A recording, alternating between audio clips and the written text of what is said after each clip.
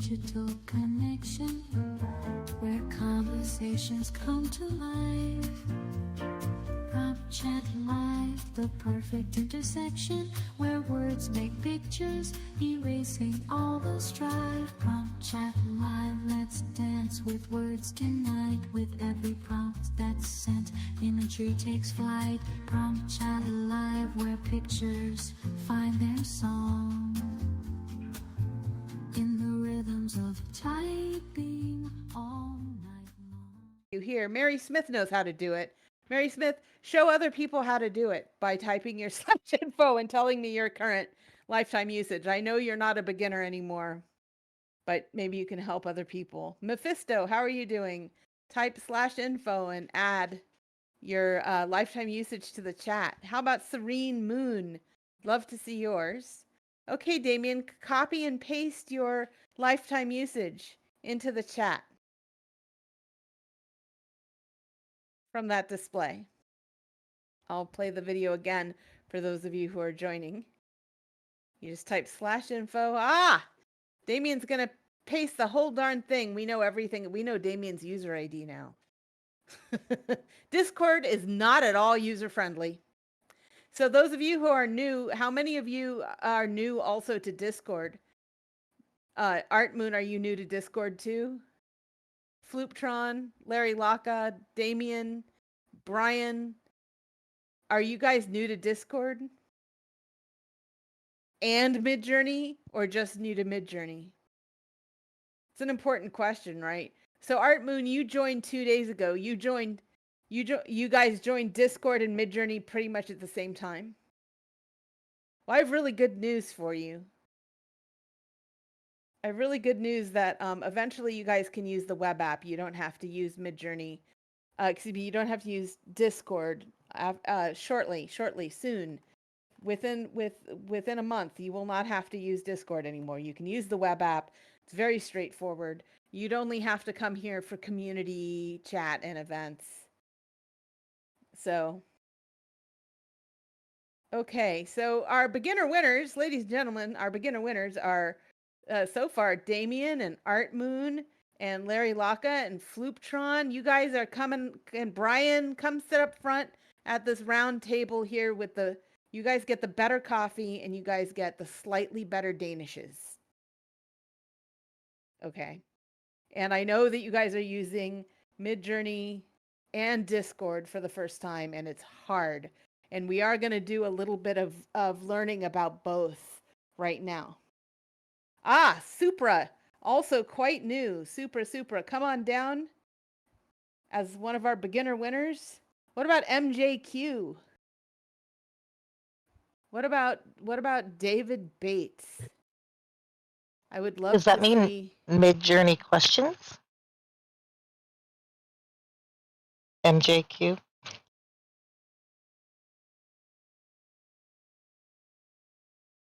Apparently, that joke went over like a ton of bricks. It took me a minute to realize it was the guy's name. Yeah, MJQ. Midjourney questions. Thanks for the awkward silence. I appreciate that. Yeah, no, that's fine. My eyes were jumping around the screen like this does make sense. I just have to find the. Okay, you guys. Right.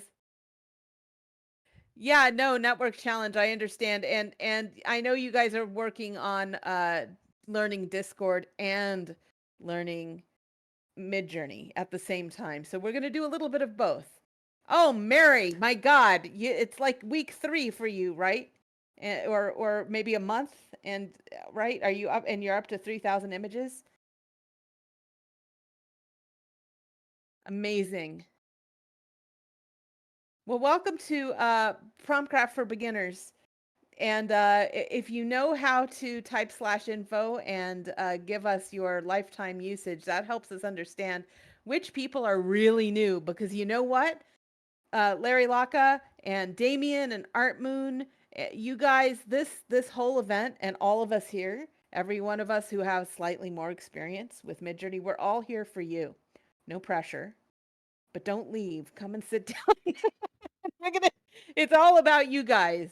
All about you guys. And the first thing that I'd like to do is talk about um some mysterious things about Midjourney. I always open talking about some mysterious things about Midjourney.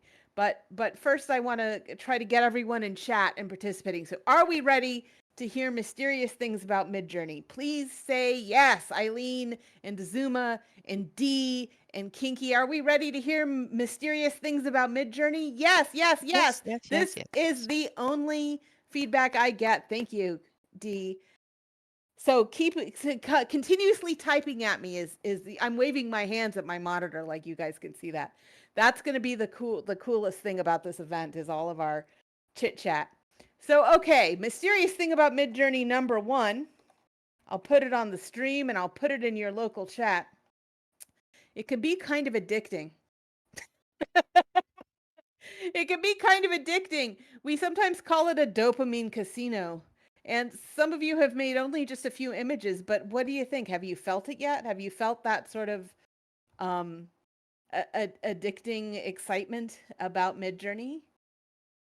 Yes, no, or kinda. Oh my God, look, even our newest people are still saying yes. Larry Locke is like, yep, like all low key. Like, are you trying to like play it cool there? Because look at Damien's answers, all caps. Yes, it's weirdly addicting. No one ever talks about that, but we're going to talk about it here. Oh, Floop is tired of typing. Yeah, there's the language-based prompting is all about typing and all about language. True story.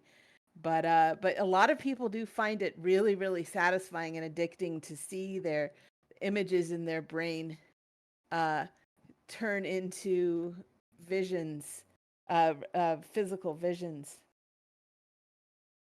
Oh, Kinky says to Floop, you're tired of typing, but imagine drawing all that. You'd have carpal tunnel of a different kind if you actually had to do digital art with like on Procreate or something to create these images.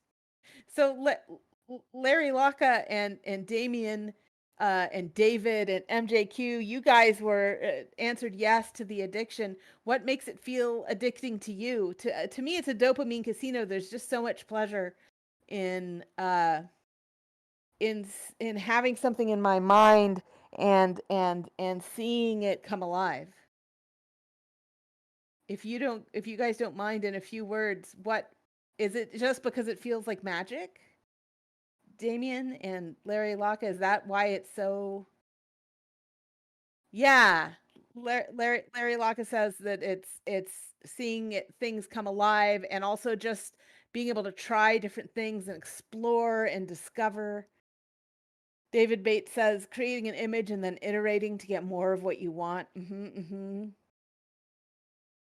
Damien says, because I think I can really create or bring to life my imagination. This is so true, and it's so sad. It's weirdly satisfying. And it's a kind of magic. I'm not going to break out into a Police song, which I think I just quoted. I think those are lyrics. No, it's Queen. What is it? It's a kind of magic. But it is. All lyrical references aside, it feels literally like magic to me. I have my mother is definitely elderly. She's an octogenarian, right? And when she tries typing some little thing into the Midjourney and sees it happen, she it blows her mind. It is a kind of magic. And it's very, very addicting and pleasurable. And so that brings us to it's satisfying to get the visuals of your imagination. You guys are very good at articulating what makes Midjourney the dopamine casino that it can be. Mary Smith says, I use it to create images to use as a reference for painting projects. Way better than trying to take my own photos. That's absolutely true. I've used it for physical crafting as well. What I'll do is make images that become stickers or become objects in collages, physical collages.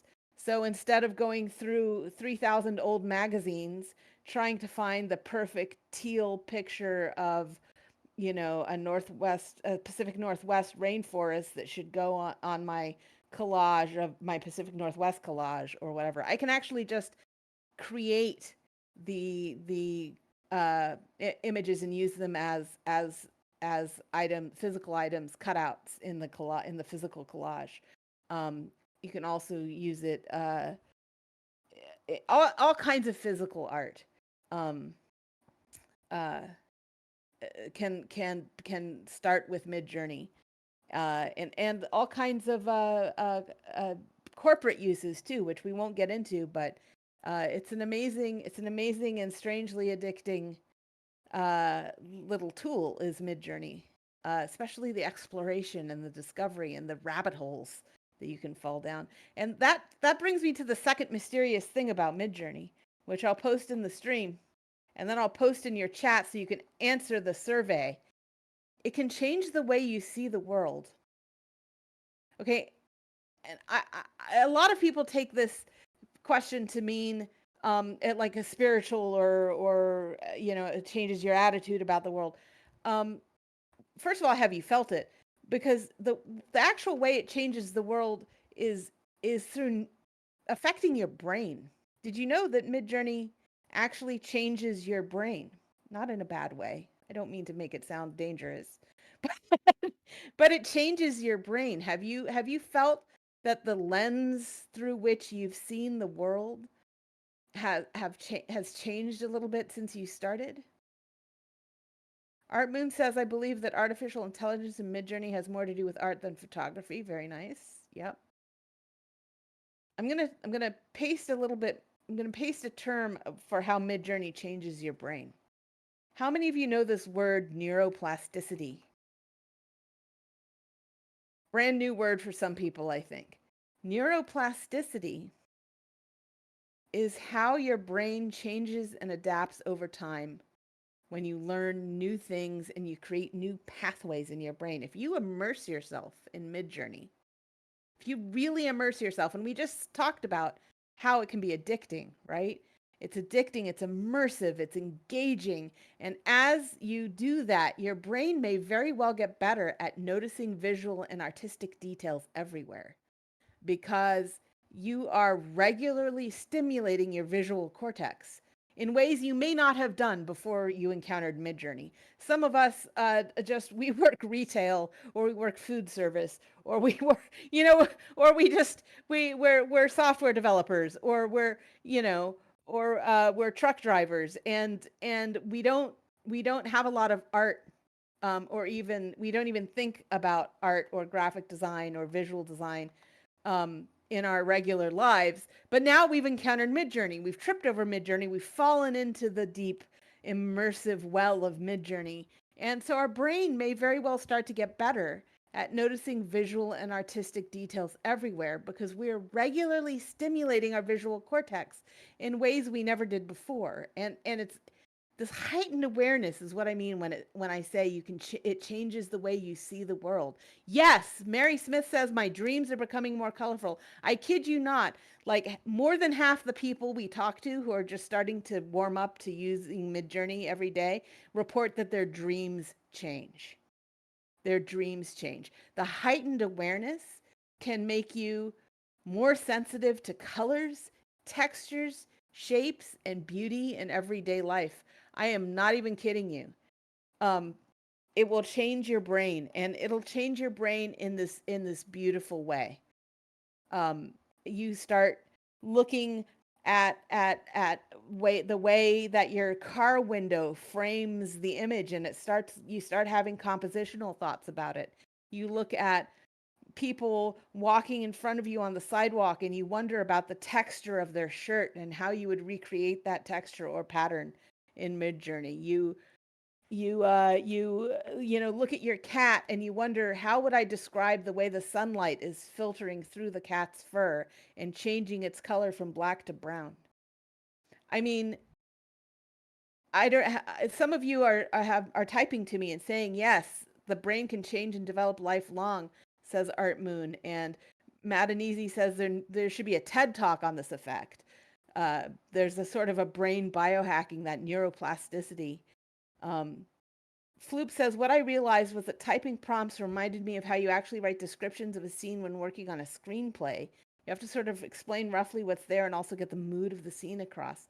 Absolutely. Absolutely. Has anyone else found that as they use Midjourney, as they immerse in Midjourney, and that the way you perceive the world around you has been just there's a nuance to it? Dazuma says Midjourney is addictive. It says you try to strive for perfection, and after a while you notice the smallest imperfections. That's interesting. Sometimes people say there's such thing as Midjourney goggles. Have you guys heard? In America, we have this word beer goggles. Beer goggles, which is when you've drunk so much that even ugly things can appear beautiful. And in Midjourney goggles means that you stop noticing that there's a third arm. You stop I like noticing to that there's think 6 about how I would. fingers. I like to think about how I would prompt, like, or I find myself thinking about how I would prompt song lyrics and things that I'm reading. Absolutely. I've illustrated books that I'm reading by typing in passages from a book from the book to see if what Midjourney got from that paragraph of description and what I get from that paragraph description in my head are match. You know, and often Midjourney's better at it because you know the description to me it's using all the archetypes and assumptions in my own head, and Midjourney can strip those away and really see what the author meant. And I'm like, oh my god, I totally didn't realize that the character had a beard, even though it says beard. I was picturing him beardless, and then I type it in, and there's the beard because the author actually said that. It was amazing. I did this with Jeff Vandermeer books. I don't know if you guys are familiar with Jeff Vandermeer. He wrote a bunch of books that involve a city infiltrated by fungus, and often his descriptions were very impressionistic for me. And Midjourney, putting them in Midjourney, helped me see some more specific details of some of what he was trying to convey. Very interesting. Very interesting stuff.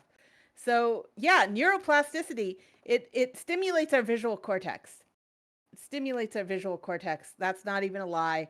That I'm just letting you know it's doing that, and it has an amazing effect. We have photographers and artists, you know, who are professionally photographers and artists who say that immersing in Midjourney actually has helped them with their job, and that's because neuroplasticity is how we improve in all kinds of ways. For example, a professional pianist who imagines themselves playing a piece, runs through playing the piece, pictures it, visualizes playing the piece in their head.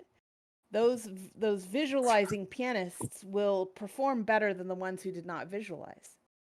A baseball player who imagines swinging, or a golfer, someone who plays golf, a professional golf person who spends time visualizing how they're going to hit the ball, right? Performs better than the people who don't visualize. This is science. You can go Google it. But this is what I mean by using Midjourney. Actually is developing your visual skills. It's actually influencing your brain in positive and amazing ways, and unexpected ways. It's fantastic, and it's like no one really tells you when you start that that's one of the benefits, but there it is. Brian says Midjourney helped me in UI UX and web design ideas. Yeah, that's right. Okay, so who's ready for the third mysterious thing about Midjourney? I'll put it in on my stream, and I'll put it in chat. Me. Okay. Okay, hi Max. All right, mysterious thing about Midjourney number 3. We're on an island. I mean, there's only probably like 30 of us in this room. I actually can't tell because my name is so long. It disguises how many people are in the room with me, but we're a really small group. Discord is a small family and it's shrinking. Discord is an island culture. There are also Midjourney cultural islands on the web app, because Midjourney now has a web component. There's Midjourney cultural islands on Reddit, and an island culture on Facebook, and an island culture on Twitter and Instagram and elsewhere. And those different groups don't generally talk to each other. The folks who learn all about Midjourney on Reddit have a whole different vocabulary than the folks who talk about Midjourney on Twitter. And those of us who are on Discord are a small group as well. There are users that never come here. There are just users that never come here to the Midjourney official server. But here we are, right? So we're a very special self-selected group. And yeah, Mary says this is our tribe. I do. I feel like we're family, because the chances of all of us being here are so slim. To choose the Midjourney official server, and then to sort of be the learning type and to actually join this event. So we are, as Mary Smith says, sort of a tribe, but I swear we're not a cult. We have a joke that we're not a cult because we have a charismatic leader, right, in the form of David Holtz. And so we always joke, we're not a cult, we're not a cult. But here we are together, right? And we're all at slightly different levels of understanding about Midjourney. And so my job today is to bring us all onto the same page. So we're going to do like 4 steps together to make sure we're all on the same page and the same starting point and the same basic understanding. And here's the deal. I'm going to bring us all together on the same page, but you can do whatever you want in your prompts later. So nothing I'm going to tell you is rules. They're barely even guidelines. It's just to get us all on the same page right now, so that I can look at what we're going to do, and I can give you feedback in a way that's going to make sense. So, are you guys ready to do these 4 steps with me? 4 steps. That's what we're going to do with the rest of our time. So I just put this survey in. Are you guys ready to do these 4 steps with me? We've got a yes from Collect. Yes from Larry Laka. Yeah. Max is going to add what to the end. Okay, Art Moon. Thanks, David and Brian and Matt Neasy. Okay. Is anyone else going to participate? What about Content Kitchen? You have a great name. Content Kitchen, can you find... What about Drove? We can do Drove to the Content Kitchen. We can make whole sentences out of these names. How's Floop doing? Floop, are you ready? What about Damien? Did I hear from Larry Laka? Yes, I did. Okay. We have Ratty and Spike. Okay, great. I love that our sprouts, you guys, I don't know if you can see it, but you have a little sprout next to your name. Y'all are our beginner winners. Woohoo! Okay. So that was the only woohoo I will do in this event. Promise not to woohoo again. It's embarrassing for everyone. Okay. So step 1 is really easy. Okay. Step 1 is just to thank you. Thank you, Collect. That's exactly right. Step 1 is to think of an image you want to create. And this is going to be your practice prompt. It's just a practice image, and the practice image should have, in this order, a subject and some sort of background and a style. So one of the things I'm going to do in this event is I'm going to put actions with a green square in front of them like that. Do you see in the chat or on the stream, whichever one you're watching, that I put a green square? So that's the action. To share with us in chat your practice prompt, we want a subject, a background, and a style. So I'm going to show you some examples. Here's a way that you can do that. You can type it in like this if you want. You can just do it, in a row, whatever makes sense for you. But I want a subject, and then secondly, I want a background, and then lastly, I want some sort of style. So I've put the slide up on the stream to help you see. So I'm going to do the last one here. Mine is my subject. Whoops, I'm in all caps, so I'm typing this with you. My subject is a 1940s bungalow. And my background is the apocalypse. And my style is video game concept art. That's what I'm going to do. Okay, Collect is going to do a night. In the background is a flowery field. And it's going to be a digital illustration. Maxon is doing a very cute panda eating cookies. The background is a very beautiful park from the 1700s. And the style is very photorealistic. So Max, I want to ask you about your style, photorealistic. So photorealistic is a term used by artists like painters to talk about a painting that looks a lot like a photograph. So Maxon, I want to ask you, do you mean a photograph? Or do you want it to look like a painting that strives to look like a photograph? Because you might want to just say your style is photographic if you want it to look like a photograph. Photorealistic is an art term. So it might not give you what you want. I'm just checking to see, Max, if that's what you're really after. Like, look at Vion Solo is a candle in a cave and photographic. So Vion, it wants to do something that looks like a photograph, not something that looks like a painting that looks like a photograph. Something that looks like an image taken from the real world, says Max. Okay, well, photorealism might work. It's a painting style, so it'll look realistic but painted. Okay, Dezuma has subject is a Dragon Ball. The background is mountains, and the style will be anime. Okay, Ratty, the subject is a pelican, and the background is Chicago, and the style is pop culture. Larry Locker, the subject is a white Maltese dog. The background is space. Do you mean like outer space? And the style is watercolor. White Maltese dog. Okay. Okay. Who else wants to show? Did Damien do his? I'm looking for Damien. I'm looking for our beginner winners. Damien might still be typing. Mary Smith is a kitchen, a hobbit house. Let's see, a kitchen. The background is a hobbit house, and the style is Europunk. Teenagers in the background is high school, and the style is futuristic.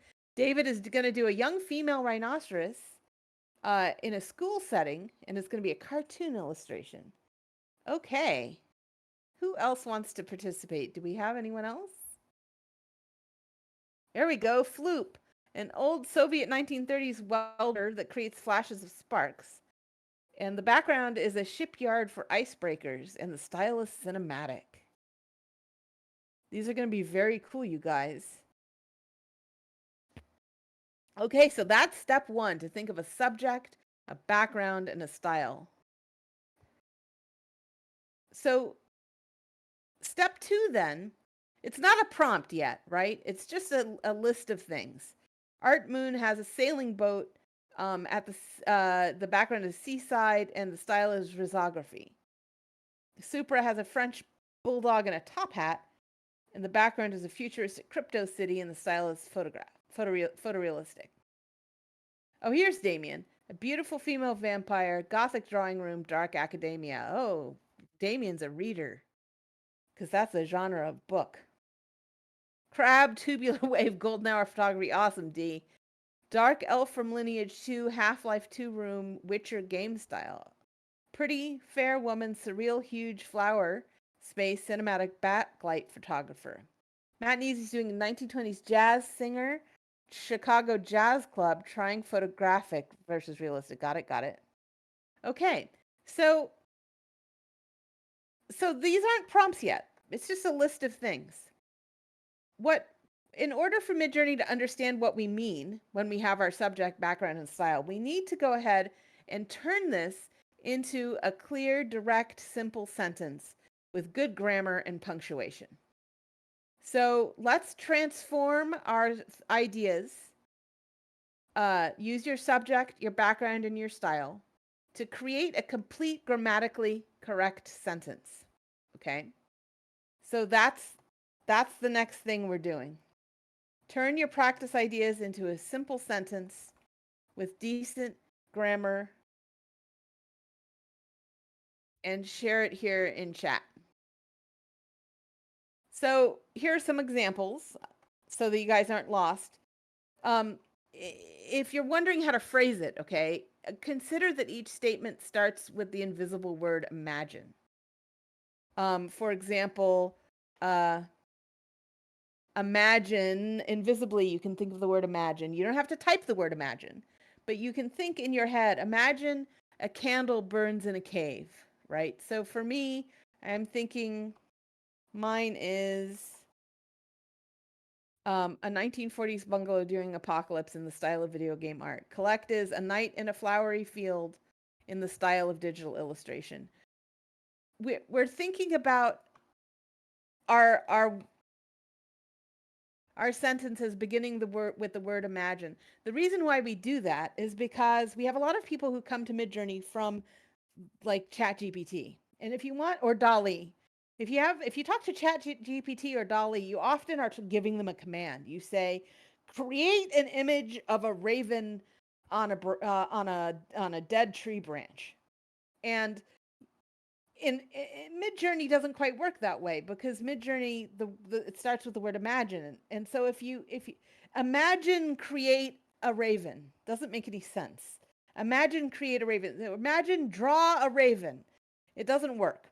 So we have to invisibly in our head. You don't have to type it in, but in your head it starts with the invisible word imagine. So rather than saying draw a tiny elephant, you would say a tiny elephant reads in a library. So Sauce says European teenagers having a friendly conversation in high school in a futuristic environment. Perfect. Dezuma says, let's see, Dezuma, you might want to work on the grammar there. You might want to say a Dragon Ball. What is the Dragon Ball doing in the Green Mountains? Is it hovering? Is the Dragon Ball being carried by a character? Is the Dragon Ball nestled in the grass? Is the Dragon Ball falling from the sky? Dezuma, let's think about what the Dragon Ball is doing. Max says a super cute panda happily snacking on cookies in a luxurious kitchen painted in watercolor style. Beautiful. Great example. So we're writing a clear, direct, simple sentence out of our subject, background, and style. It's going to have good grammar. It's going to have decent punctuation. Larry Lacus says a happy white Maltese dog exploring outer space wearing an astronaut suit in watercolor style. Fantastic. Insomnia is doing a potato knight stood proudly in a garden with his wooden sword in the style of Renaissance painting. Fantastic. Good job. Dezuma doesn't want to specify anything further in his prompt. He wants the AI to guess. That's not a great way to control the canvas, Dezuma, but you can absolutely do that if you want to. If you don't, I'll just share that with everyone. If you aren't interested in making a specific canvas, then you can do whatever you want. The information I'm giving you is if you want to create something specific. Otherwise, whatever we don't say, Midjourney will just randomly make a decision for you. Damien has a beautiful female vampire seated and sipping from a chalice in a gothic drawing room in the style of Dark Academia. Beautiful, Damien.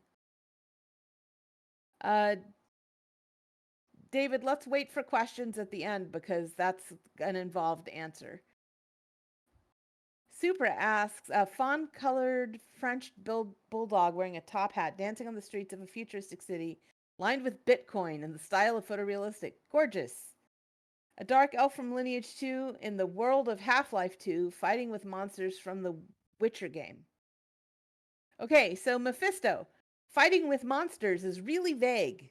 So Midjourney is going to doesn't really know what to put there. So it's going to guess. Is that okay?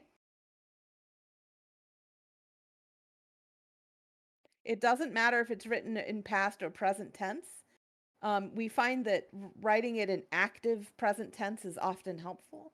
So saying a candle burns in a cave, or a cat prances through a meadow, instead of a cat is prancing or a cat pranced.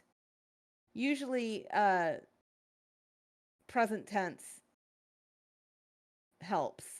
But you know what? It almost doesn't matter. I've sometimes mixed tenses, because I started out writing in one tense, and then in a later edit switched to another for reasons, and it's several tenses, and it doesn't hurt anything over much. But writing the way you learned in school, consistently, clear, direct, simple, good grammar and punctuation, often helps. It's a way. It's what I'm teaching you is how to do something reliably. After we leave this class, you can throw it all out. Everything I'm saying, you can throw it out and do what you want and explore. A young female rhinoceros in her middle school science classroom in the cartoon illustration style. So, David, your young female rhinoceros, it doesn't say that the young female rhinoceros is bipedal or anthropomorphic in any way. So, Midjourney may not make it an anthropomorphic rhinoceros. Is that okay?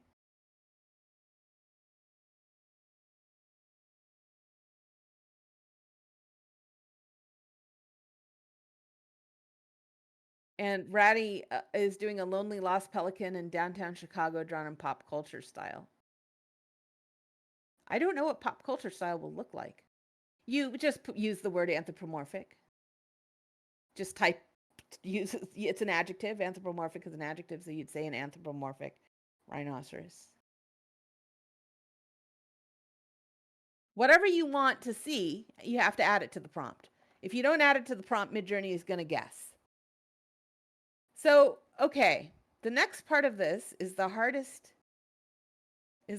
part of this class. Step 3 is the hardest part. So, I hope you're paying attention. I know some of you are multitasking. Like Alt Tab back here for a second. Alt Tab back here, because this is the hard part. Okay? We've got our prompt now. We've got our prompt. Some of you already know how to go prompt. But some of you don't. Some of you are new enough that you're not sure the best way to send the prompt. The best way to send the prompt. So I'm going to teach you about using the Midjourney bot here in Discord. You've probably learned, most of the new people are directed to public channels to learn how to prompt, or maybe you've made your own Discord server. But in my opinion, and this just for this class anyway, and in my opinion in general, if you're not using the web, which some of you can't yet, if you're not using the web, then the easiest way to use Midjourney on Discord is to create a private chat with the Midjourney bot. Now, I don't know how many of you know how to do that. So what I've got here is a video. And I'll play the video on the stream and you can watch it, which shows you how to open a DM to the Midjourney bot like it's a person, and then how to come back to this event. And once you have your DM open to the Midjourney bot, you can send the prompt. You can do your imagine in your chat, in your private chat with the Midjourney bot. You can do your imagine in the private chat with the Midjourney bot. And when you get your result, you can copy and paste it here. That's a direct message. A direct message. Like Art Moon, I will send you a direct message. Okay. So Art Moon, you just received a direct message from me. And you can now chat with me privately. You can do the same thing with the Midjourney bot. So you literally right-click on this phrase. You see this, I'm actually doing Midjourney bot right here in your chat. Right there. Right-click on him per the video. If you're watching the video, you'll see. You can right-click on Midjourney bot This is the hardest part. Right click on Midjourney bot. Select message. And then you can type your /imagine command there. You're going to type imagine and then your prompt. So I'm going to do it in my chat with the Midjourney bot. And close the video. So here I am in my chat with the Midjourney bot, and I'm going to type mine, which was the apocalypse one. I'm going to do a 1940s bungalow in the apocalypse in the style of video game concept art. Video game concept art. I'm going to hit return.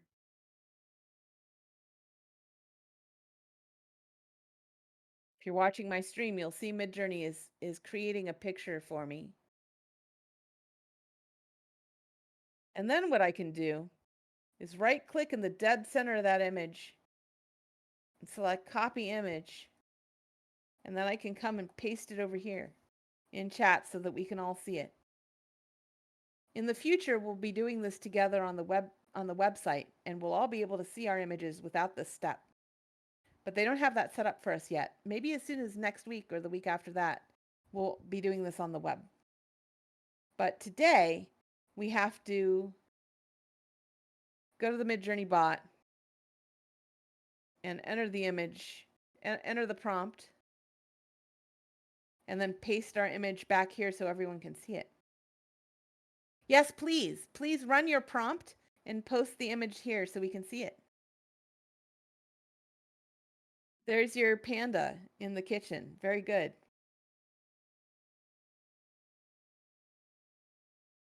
I'm just going ahead and playing the video over and over of how to go back and forth between the bot and this event. This is the hardest thing to do. A kitchen in a hobbit house. Got that? Oh, Larry Locke figured it out. Excellent, excellent. Mephisto. Max. Is there anyone? I know some of you can hear me, but you're not in the event anymore because you went to a different screen. But if you look at your lower left, if you're on the desktop and you look at your lower left, you can see the words voice connected in green. And if you click the little link under it that says PromptCraft/Midjourney, it'll take you back here to the chat. And then you can answer my question, which is everyone able to figure out how to send the prompt to the bot? Ratty figured it out. SAS got it. Renata got it. Supra got it. Max got it. Mephisto, Larry Locke, Insomnia, Mary Smith, Max. Who else got it? Collect.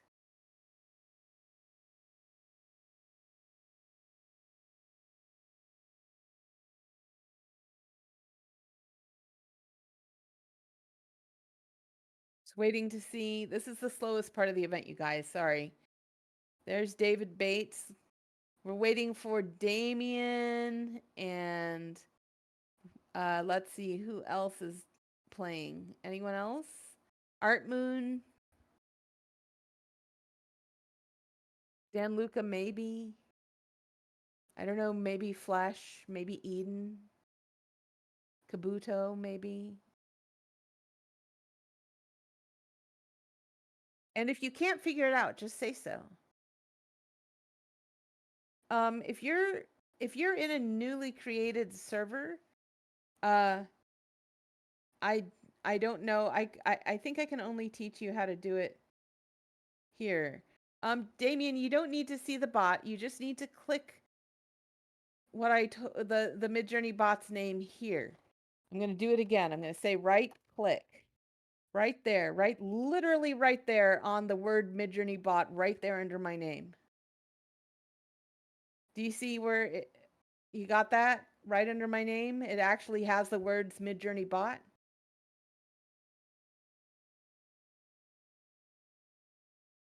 Art Moon, I can't answer that question. I don't know how to. If you created your own server, I don't know what you're doing over there. I can help you here in this server, though.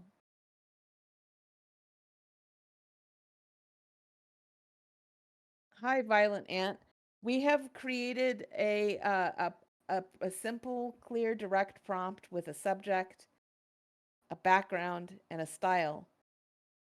And Violet Ant, sorry, excuse me. You're purple, not violent. Got it. Subject, a background, and a style. And we have turned those things into a simple sentence.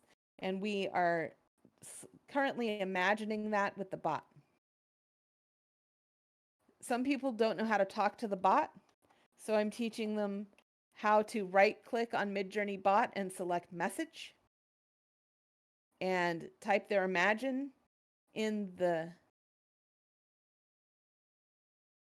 I'm not asking anyone to create private servers. I don't think it's necessary or helpful. There is this add the bot instruction if you want to go learn how to do that. It'll probably take you a few minutes, and you might not be able to follow the event and do that at the same time. All you have to do, regardless of private servers, I don't care about your private server. You can put that out of your mind. You just have to right-click Midjourney bot and select message. And if you're watching my stream, there's a movie playing that shows you how to right-click this Midjourney bot right here. The words Midjourney bot has an @ in front of it. You right-click it and you select message, and then you're in a private conversation with the bot. And in that private conversation with the bot, you can send your imagine command with the prompt that you wrote in the first half of the class.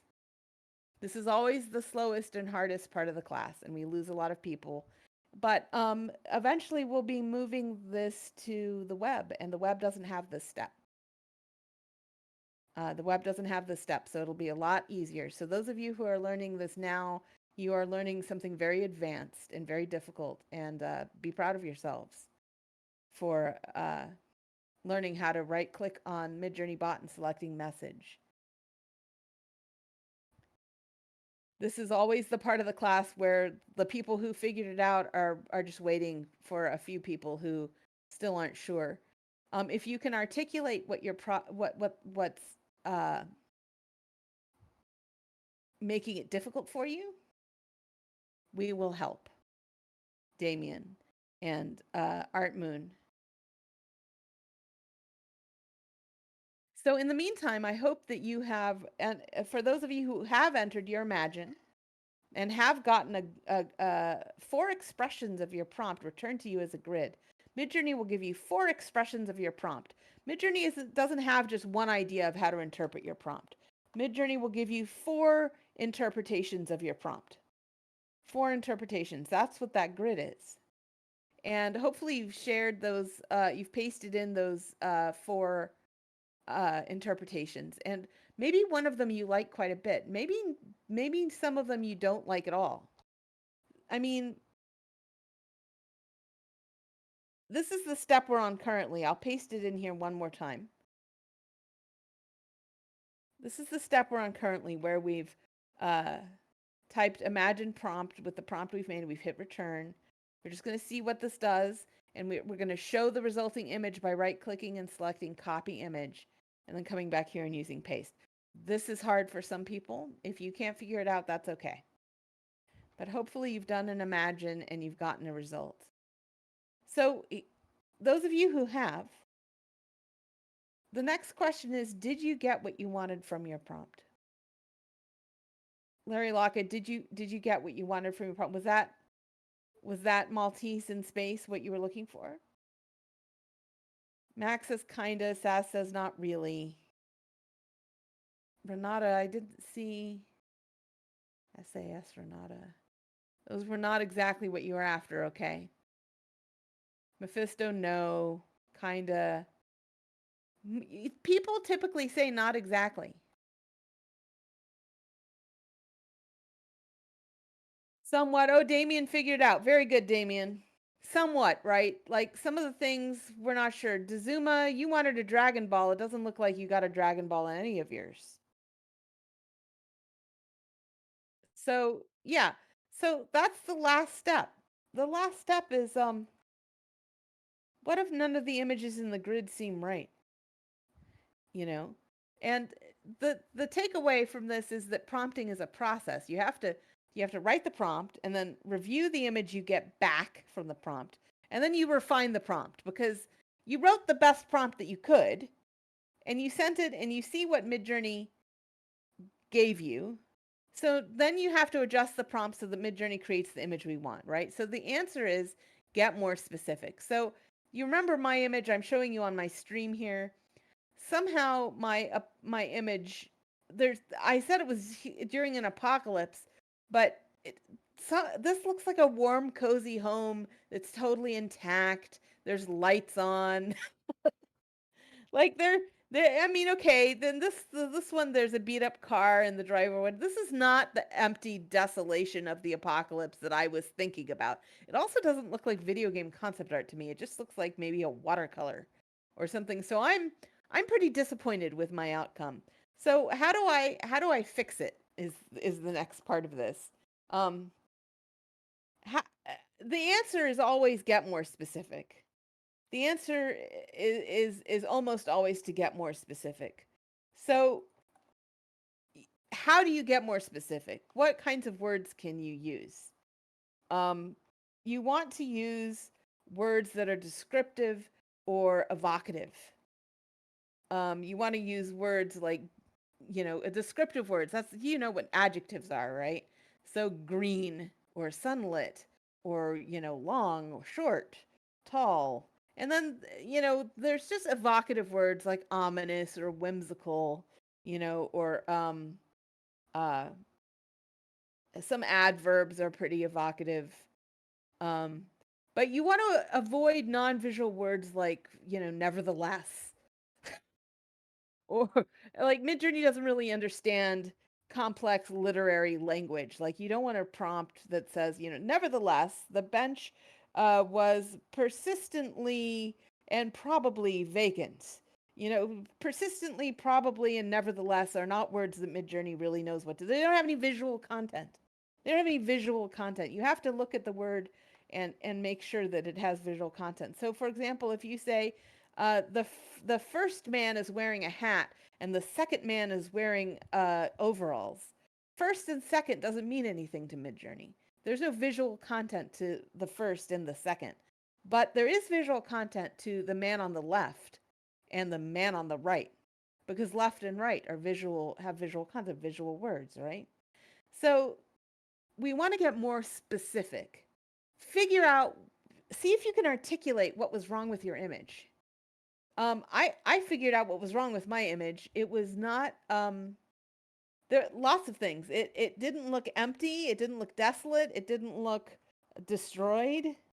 So I know what to put in my prompt now. My new prompt is an empty 1940s bungalow in a desolate apocalyptic field, maybe. Like I want it empty, windswept, and desolate. And I want it to be, I wanted, when I thought about video game concept art, I meant like hand-drawn video game concept art, sketch work, right? So I'm changing my prompt. I'm changing my prompt to include all of these specifics that I know from looking at my image what I got wrong. I want it empty. I want it desolate. I want it windswept. I'm going to say, how do I say empty again? Does desolate work? Empty, derelict, maybe? Destroyed?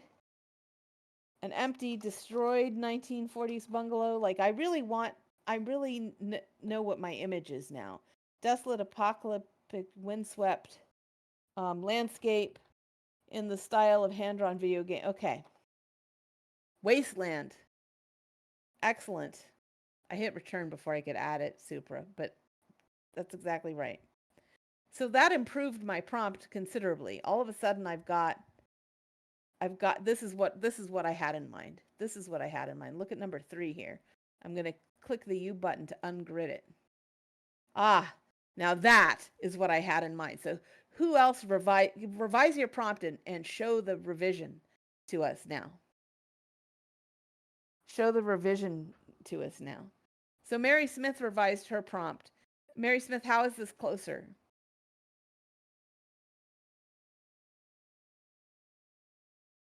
This is the step we're on right now. We're on step 4.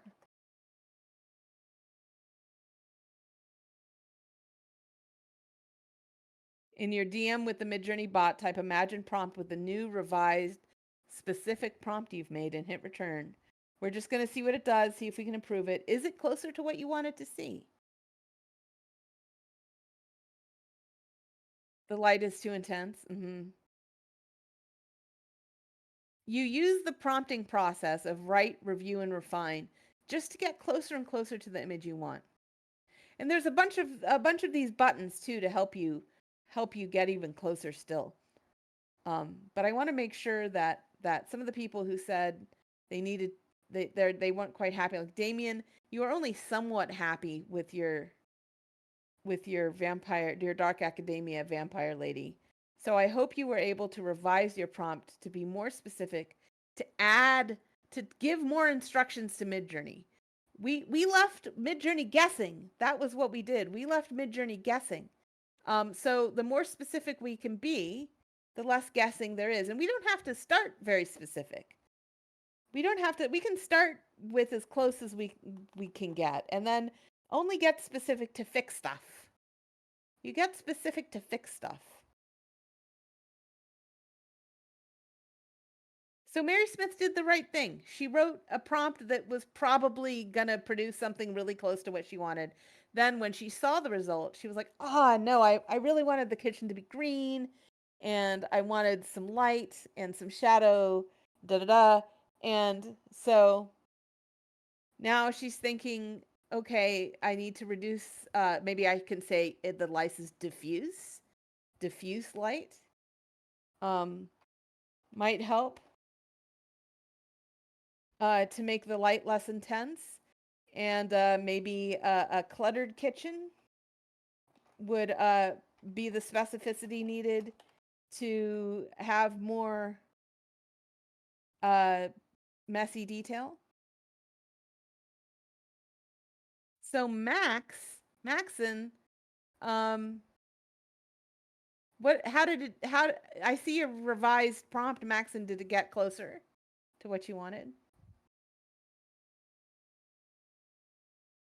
What about Insomnia? That's really cute. Is that closer to what you wanted?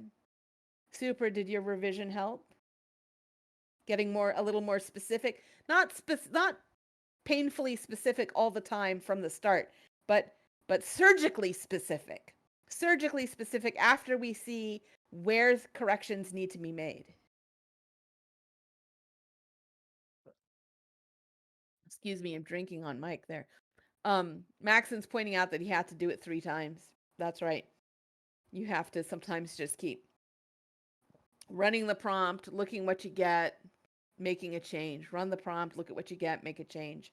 Sometimes Midjourney will give you random things that you didn't ask for but are still lovely. Is this closer to what you wanted, Renata? Much better, much better. What did you have to add? Did you got more specific?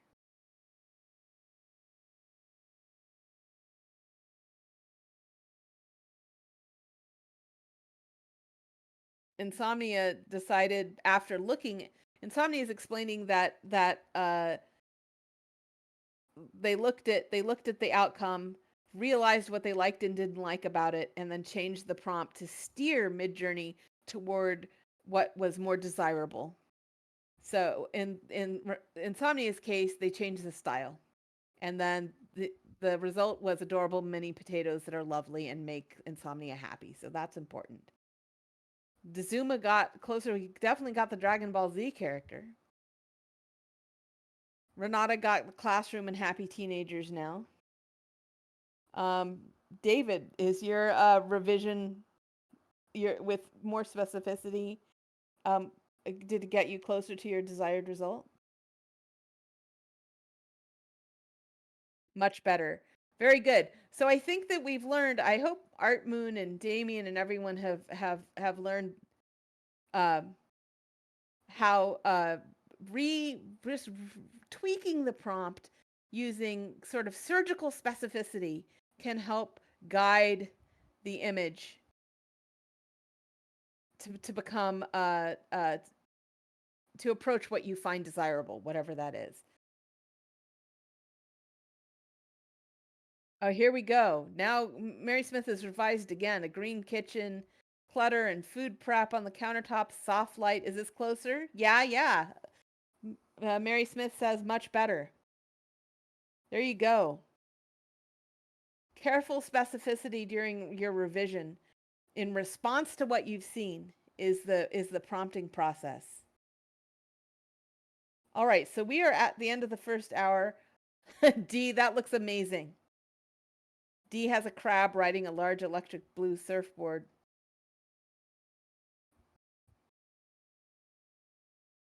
It isn't tubular and it isn't drone's eye view either, is it? But it's still an awesome picture. A very low flying drone. Oh, Damien, much better, hey? What kind of specificity did you have to add? You just said what you wanted, right? I mean, that's really, I'm calling it something, I'm saying surgical specificity like it's fancy, but it's not fancy. It's just basically write down what you want. Write down what you want. Like David was like, how do I get an anthropomorphic? And I'm like, put the word anthropomorphic in the prompt. It's really that simple. I don't mean to make it sound fancy by saying, surgical specificity, but yeah, if you don't write it down in the prompt, it's not going to show up on the canvas. If it's not in the prompt, it's not on the canvas. That's basically the principle. Okay, I think I've drilled that in enough. Super, that looks great. So, okay, I'm going to spam you for just a second with a conclusion. Okay. Congratulations, we've done these 4 steps. You've learned all the basics of the prompting process, and that's the most important thing, is that it is a process. It's not just, you prompt something and you hit return and wow, you get it. You are an artist. You actually are. A lot of people think that Midjourney is giving the robot an instruction, and then you sit back and the robot draws something for you. It's not like that at all. You are actually crafting step by step everything that the robot does. You are really holding the brush yourself. The robot isn't smart enough to do this without you. The robot needs you, the artist, to guide the robot into creating the image. So the more you use Midjourney, the more you'll realize that it comes from you. What we make with Midjourney comes from us. It doesn't come from the bot. It comes from us. Prompts work well when they include, at least roughly, right, some sort of subject, some sort of context, some sort of style. Those 3 parts of the prompt are useful to keep around. If you want to make a specific canvas, it helps to write prompts with decent grammar, punctuation, highly specific words that are visual, descriptive, and evocative. And if you aren't trying to make something specific, this is less important. But if you are trying to make something specific, you want to be sure to use words that are visual, descriptive, evocative, and I'm using the word specific so much that you guys are probably bored of hearing the word, but it really, really helps. And we've also learned that third, the prompting is a process. We look at what our prompt creates, and then we revise it continuously to approach what we find desirable. So, last thing, you might have noticed that Midjourney always gives us 4 expressions of our prompt in a grid, right? They correspond to the buttons beneath in this 1, 2, 3, 4 manner that I have up in my live stream. So our next steps, I saw some of you had questions, but there are these buttons, And if you saw underneath my apocalyptic house here, there's also 1, 2, 3, 4, 5, 6, 7, 8, 9, 10, 11, 12. Oh, like a dozen buttons under here too.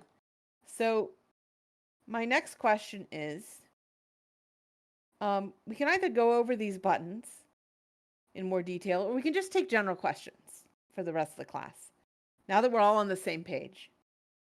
So my question is, type in chat for me. What do we want to do, buttons or questions?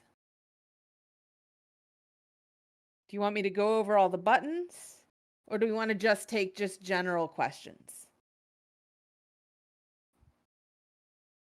Got one vote for buttons. Anyone else?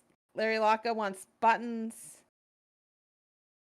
Ant wants buttons, I guess. Damien is buttons. Art Moon buttons. Viansola buttons. Buttons, buttons, buttons. We have about an hour. I can try to do the buttons in about half an hour. And then we can see what time we have after that for general questions. Everything consumes GPU minutes, these upscales. If you mean the U's, no, they just break it out from the grid. Max asked, does the upscale button you might be talking about these U buttons, in which case, no, they don't take up any GPU minutes, because all it's doing is cracking this out of the grid and showing it to you by itself. But these ones that are actually called upscale, that have the word upscale on them, these are like ungrid buttons. They pull them out of the grid so you can deal with them by themselves. The ones that actually are called upscale do cost. The U's in version 6 of Midjourney, these U buttons are ungridding. They're ungridding. They're pulling, they're making sure that you can work independently with one of the images in this grid. This U stands for ungrid, if you will.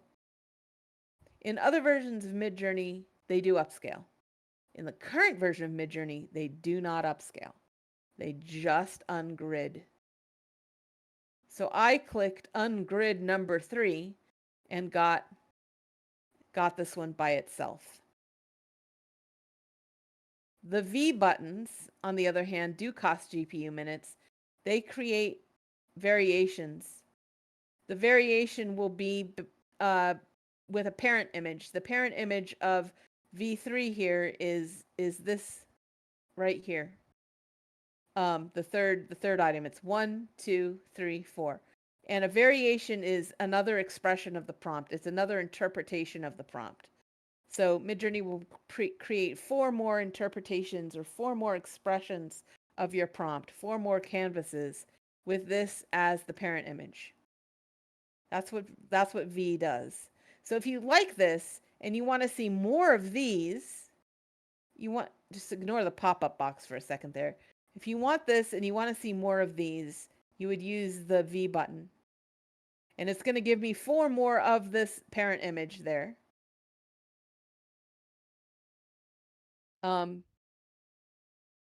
But other expressions of it.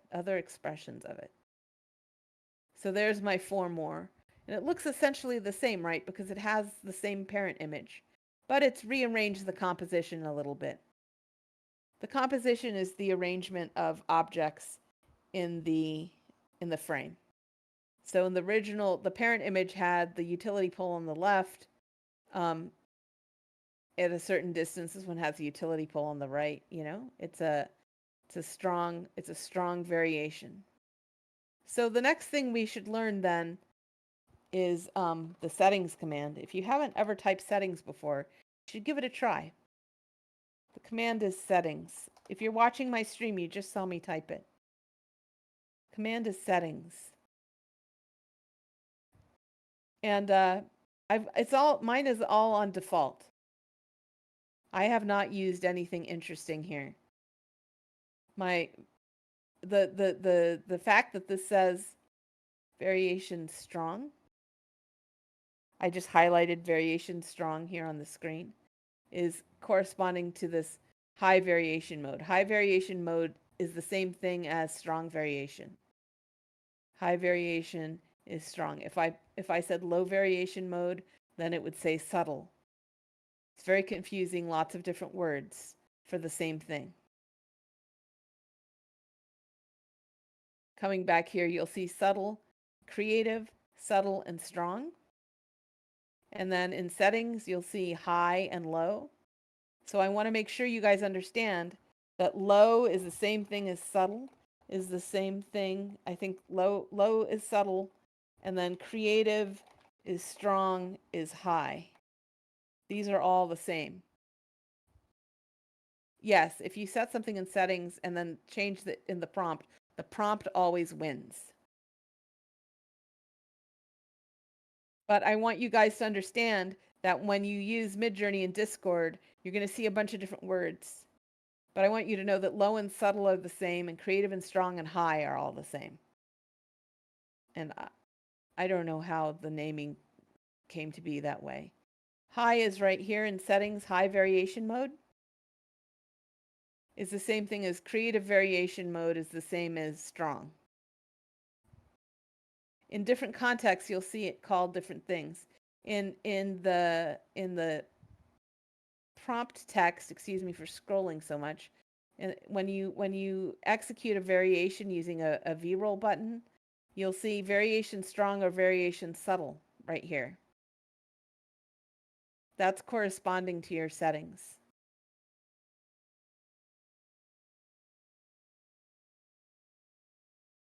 This is what the variation looks with the houses. So what I did was I selected V3, which says use this as the parent image, the third image as my parent image, please, and show me 3. Mary Smith Remix is by default, so any new user should have Remix selected and on, whether they like it or not. Unless they've intentionally turned it off, it should be on. It is on by default.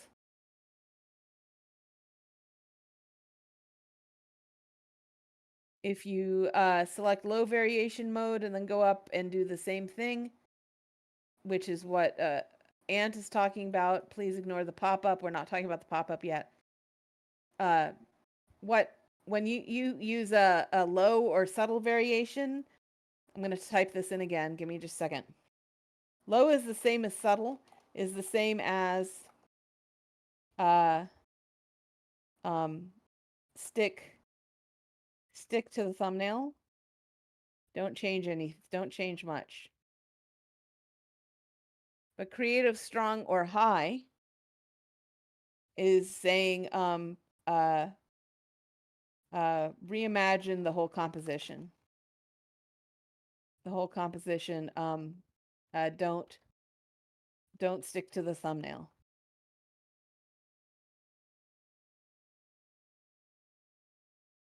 So if you look at the parent and you look at the high variation side by side, which I'm putting here, see, this is the parent and this is the high variation. Do you see how it changed the composition? The utility pole is on the left, the house is on the right. There's a mountain, the clouds are light at the top and dark in the middle.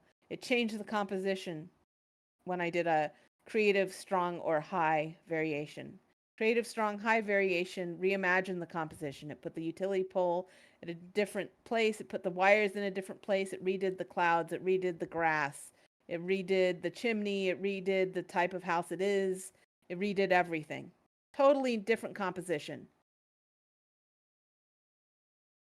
Yeah. Copy. Give me just a second here. Copy. So you can see them side by side here too. That is, oh, you know what? I can see if I can say this is creative, strong, high variation. Okay, so now let's look at low variation. So if you look at these together here, this is a low or subtle variation. Notice in the low subtle variation, the composition stays the same. Do you see it? Do you see how the utility pole stayed on the left, the house stayed on the right, the cloud stayed bright at the bottom and the dark at the top, the tuft of grass stayed on the left, the tuft of grass stayed on the right, the chimney stayed in about the same place. Okay, that's the difference between Creative Strong High. One is a compositional remix, and one is freezes the composition and makes small changes, just pixel changes.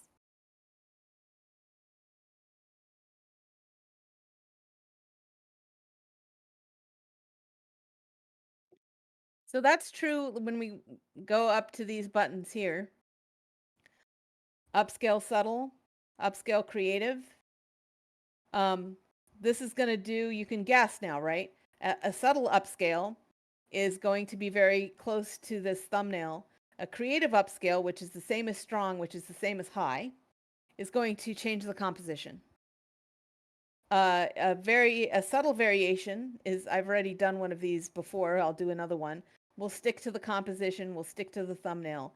But a strong variation, which is the same as creative, will play with the composition entirely. We'll remix the entire composition for you. So when we do more comparisons down here, here's the parent image again. And here is a subtle variation. Notice that the composition is preserved because it's subtle. Sorry, low, subtle. Didn't put the label on it. Low, subtle. And then this one is a high variation.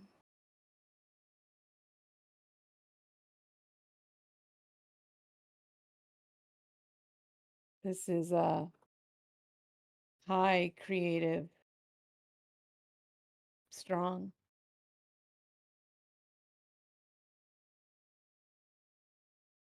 It's hard to say, Ant. Ant asks, what won't it change in a strong variation? It depends on the prompt. It usually doesn't change the style over much.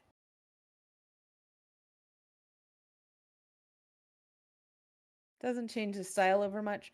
Okay, so let's look at the parent image versus style.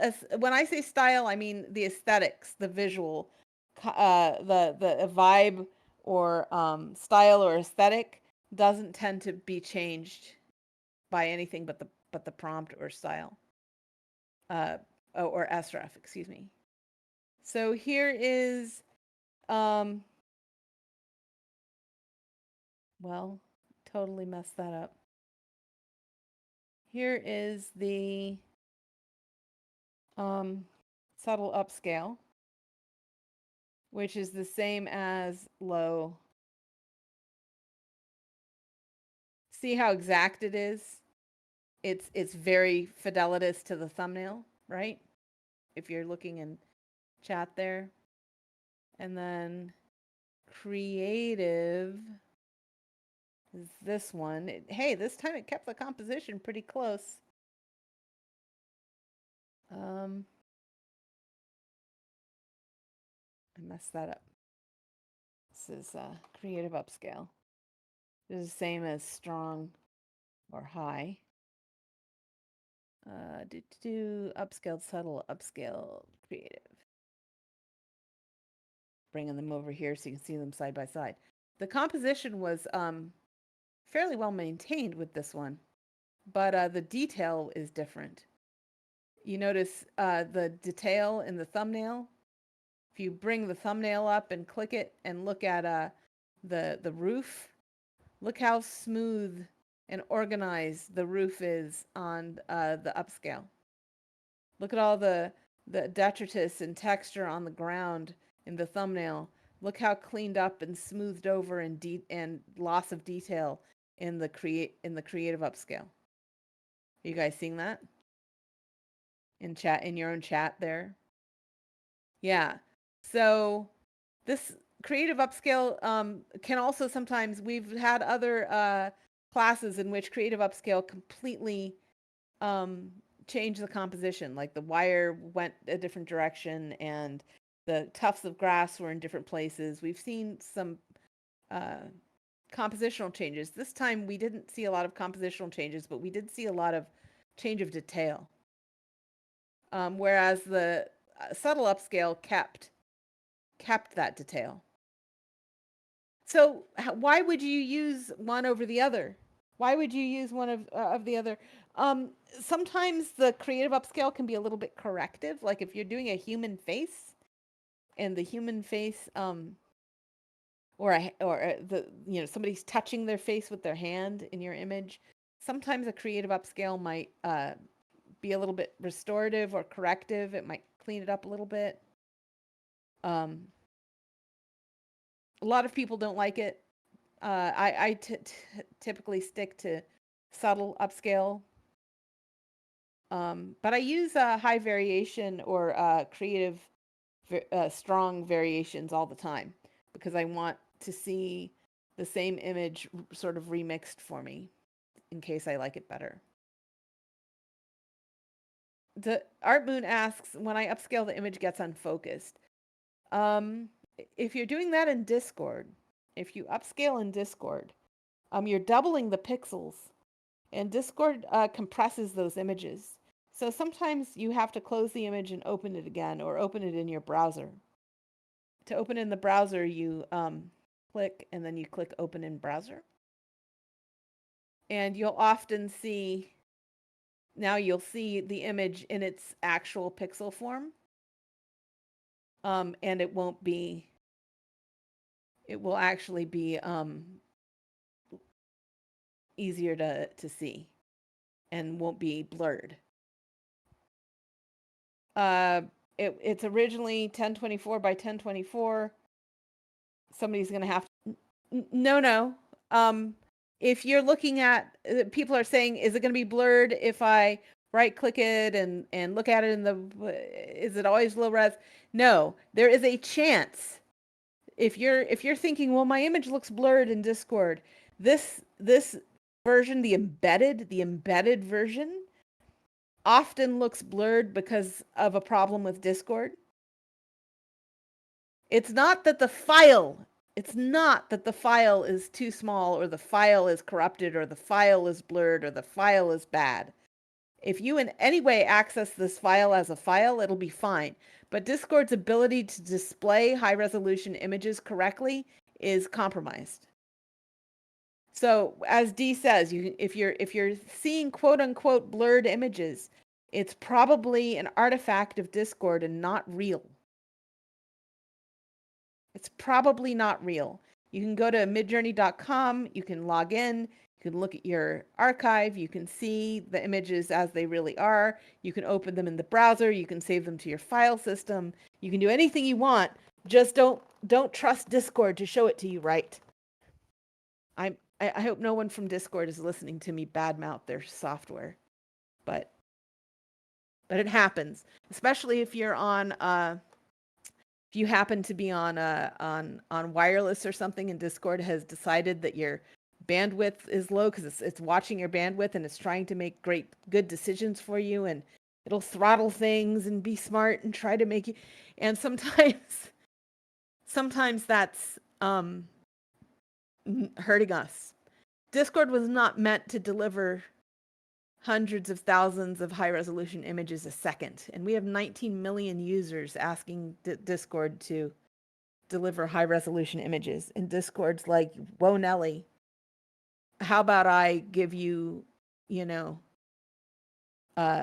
compressed stuff. So just get it out of Discord and you'll be fine. If you're seeing,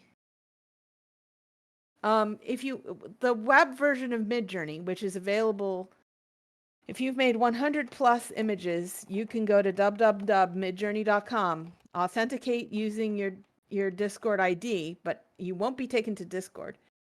If you have 100 plus images, you go to www.midjourney.com, you will be able to use the Imagine on the web app. I'll show you what that looks like. Since this is the beginners uh, class, most of the beginners are beginners, so they have not made 100 images. So it's just a big tease to show them this.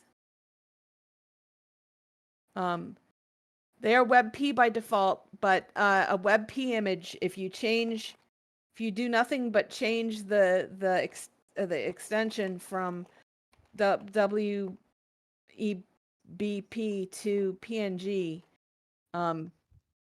you'll have the PNG.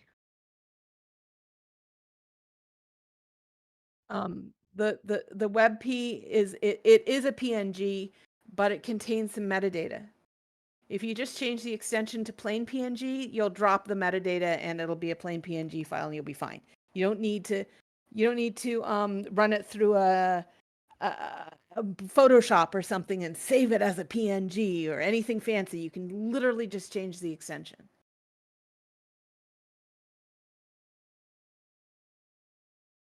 Yeah. It's not alpha anymore. Notice I'm on plain old midjourney.com. I'm not at alpha.midjourney.com. It's www.midjourney.com. Okay.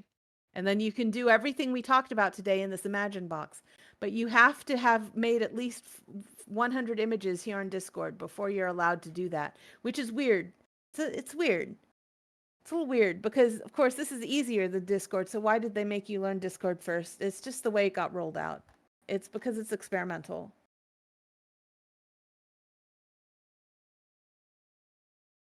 Okay.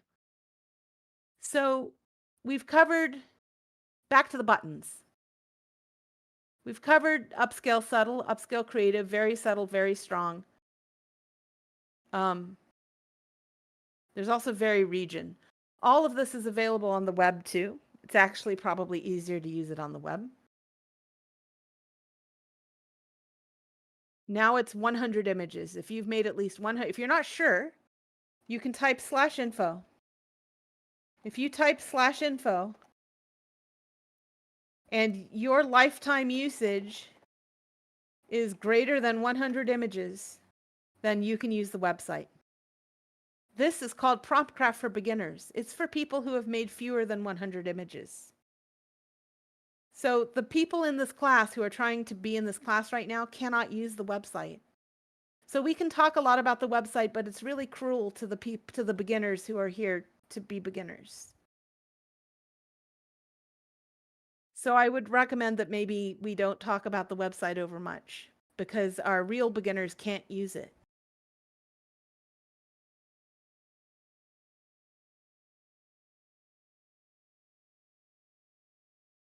Is okay. Yeah, D is saying you can cheat. You can just make as many images as possible as fast as you can. That might cost money. Not everyone has money to spend on that. But after a certain point, depending on your budget, you will have access to the website.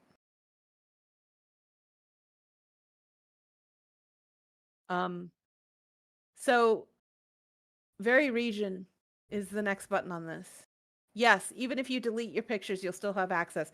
You need to have made 100, not have 100. If you make 100 images that just of kittens and then delete all 100 of those images, your lifetime usage will still be over 100.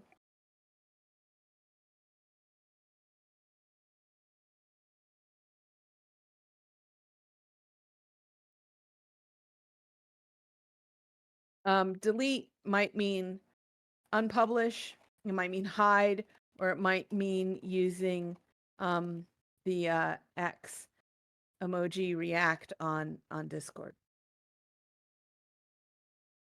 There are three things that are delete like, that are like or as delete.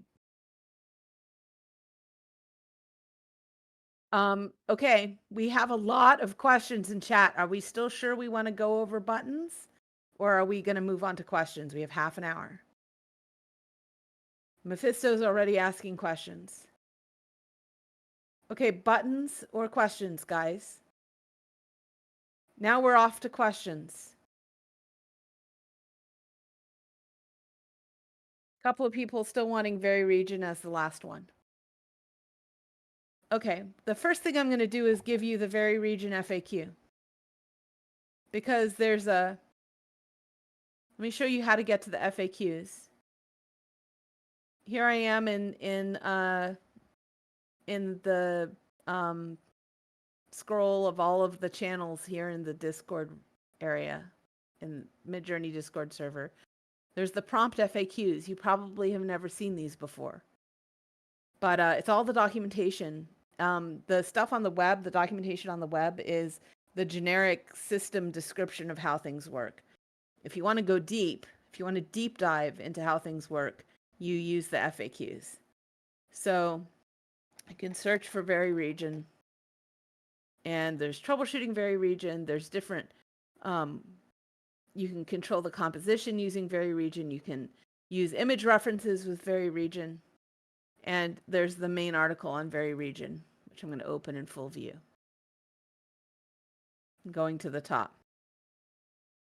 So this is how to use very region. It'll take you through all the steps. It has all the pictures of what stuff looks like and what all the buttons do. And it tells you how to prompt for very region. Tells you what happens if things are the wrong size. What happens if you want to add something but it doesn't show up? What if you want to remove something but it's still there or something else shows up? What if the new stuff you add doesn't match the rest of your canvas? What if your new stuff keeps overwriting or blending with existing stuff? Okay, so you don't have to, I'm going to tell you, but you don't have to remember anything I'm saying. It's all written down for you. If you're the sort of person who takes notes, you don't have to take notes if you don't want to. It's all written down for you.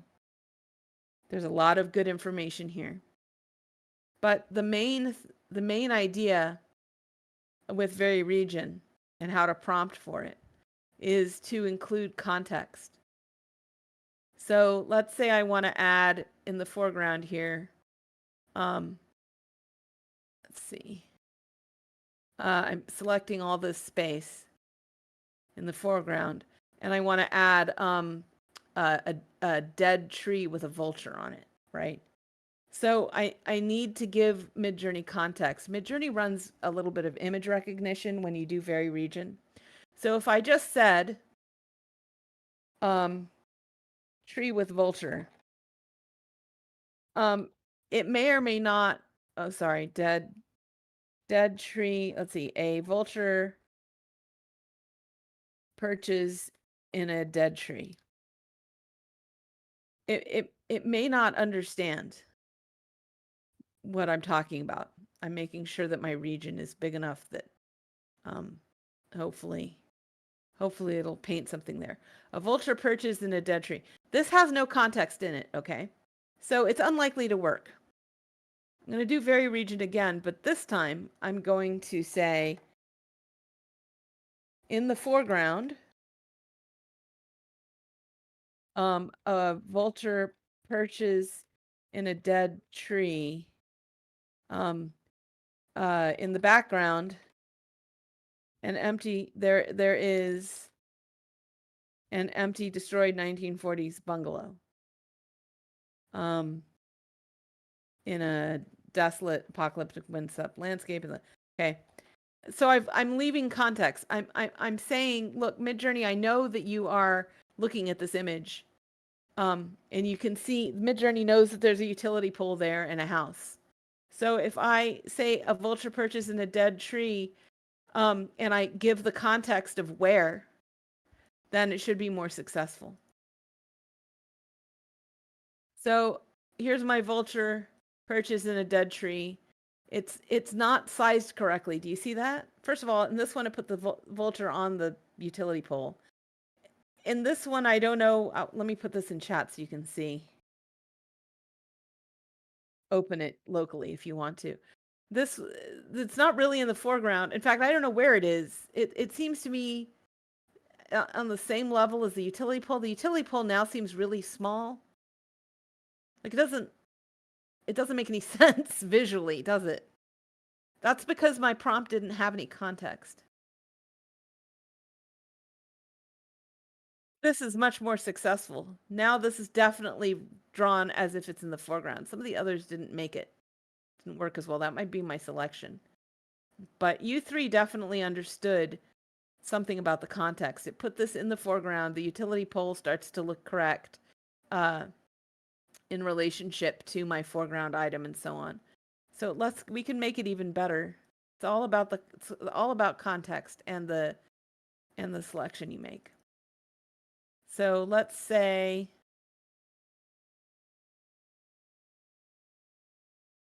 doing the whole piece, never mind the utility pole. A vulture perches in a dead tree next to an empty, destroyed 1940s bungalow. Let's see if that helps.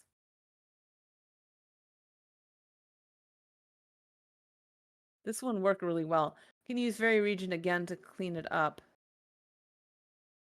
If I take this out and just say empty, that's one way to do it. There's hundreds of ways to do this, but I'm just use the word empty for that. Oh yeah, this worked even better.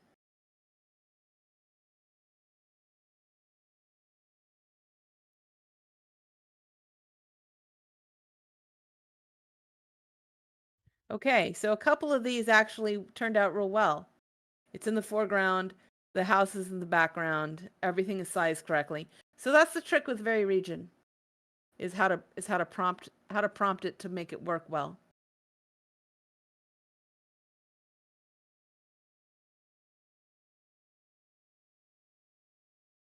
I changed the prompt that worked and didn't work. The prompt that didn't work was, let's see, I'm typing it in here. Didn't work was this one because it didn't have context. And whoops, right, this one worked. It did have context.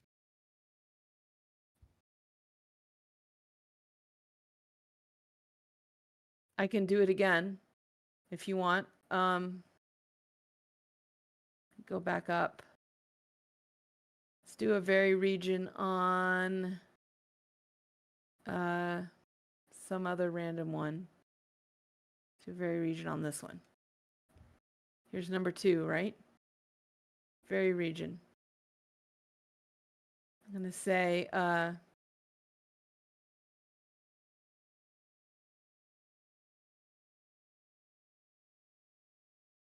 like right here, maybe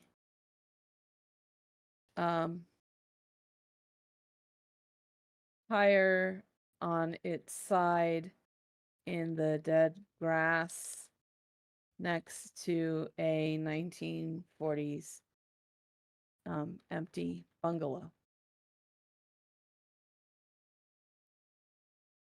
An old tire on its side in the dead grass.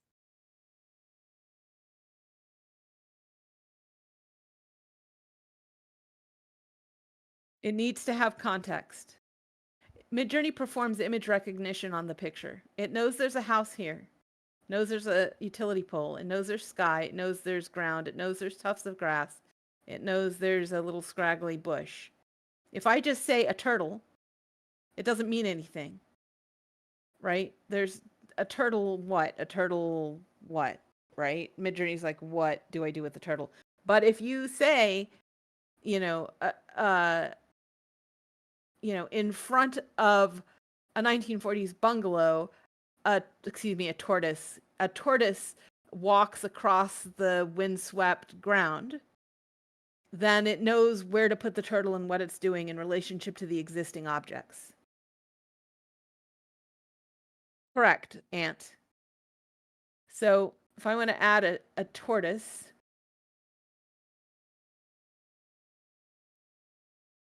and always make your region bigger than you think so that it has lots of space to draw the thing. An old tortoise walks across the windswept grass in front of a, I probably don't even have to say 1940s empty bungalow. I could probably just say bungalow. I mean, the adjectives don't matter anymore for this purpose.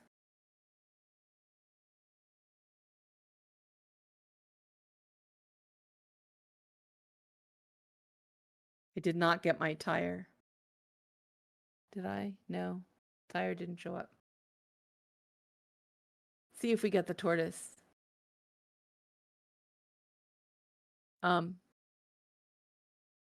Why didn't I get the tire? Because a tire on its side is really hard to prompt. I could say a rusty red truck is parked in the abandoned yard outside the bungalow.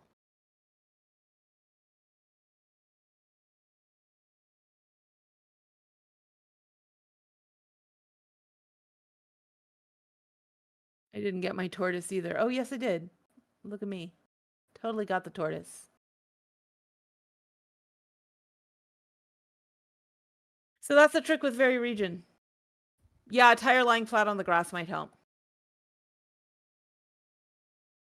No, it'll pick up the style from the surrounding, excuse me. Ant asks, do I have to include style phrases? You can. It sometimes helps. It sometimes helps.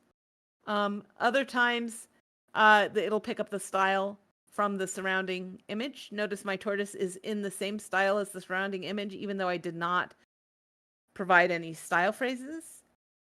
That's because part of the image recognition Midjourney is doing, I mean, it's creating a variation of this image it's using this parent image, right? And it's creating a variation of this whole image, but we've only given it permission to change one part of the region. That's why it's called vary, as in a variation. Region, meaning only part of the canvas. So it's the same thing as hitting the V button. Remember I told you about the V-roll buttons? Oops.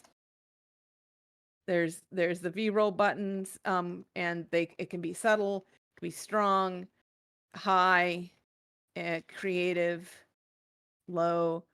Variations can be all kinds of things, right?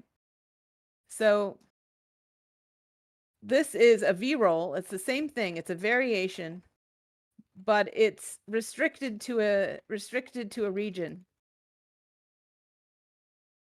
It's restricted to a region. So it's creating the variation of the entire canvas, but we've only given it permission to change one part of the canvas. That's what that selection does. So there's the rusted truck. And I said that it was parked in an abandoned yard outside the bungalow. If I just use the word truck, it wouldn't be as successful. It needs the context. Anything that you can add to a prompt, you can add to a very region prompt. And ask, can I add a parameter like stylized 0 or something to the turtle prompt? You can add anything you want. All parameters. Here, I'll give you the list of parameters. Every parameter that you can add to a prompt in general, you can add to a prompt in very region. It makes no never mind. When you Art Moon says, how do you choose a region? It's this button. Art Moon, are you watching my stream?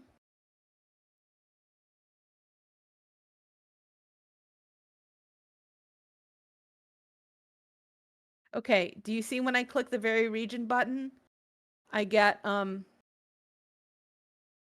this display? See how there's two selection icons here? One's a rectangle selection tool, undo, or a lasso selection tool. I'm going to click undo, and then I'm going to go back to the rectangle selection tool. I'm going to undo. I'm going to go to the lasso selection tool again. I'm going to undo. That's how you select the region.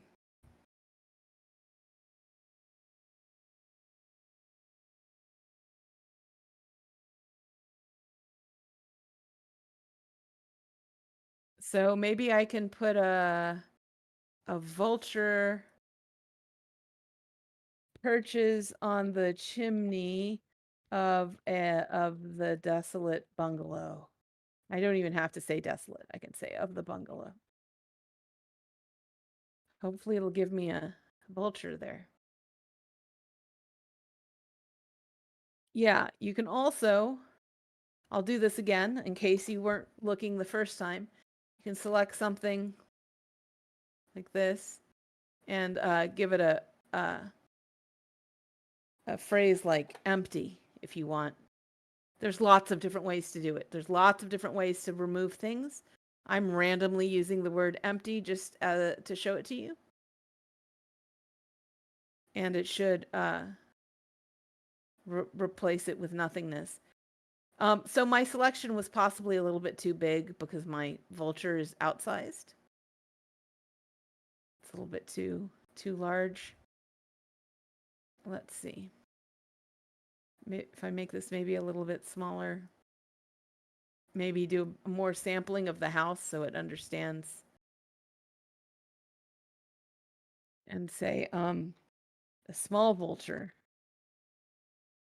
perches atop the chimney of the bungalow.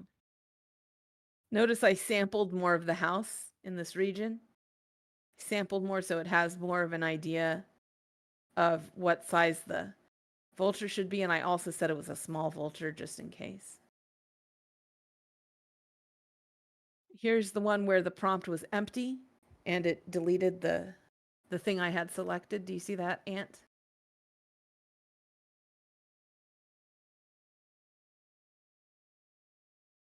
Yeah.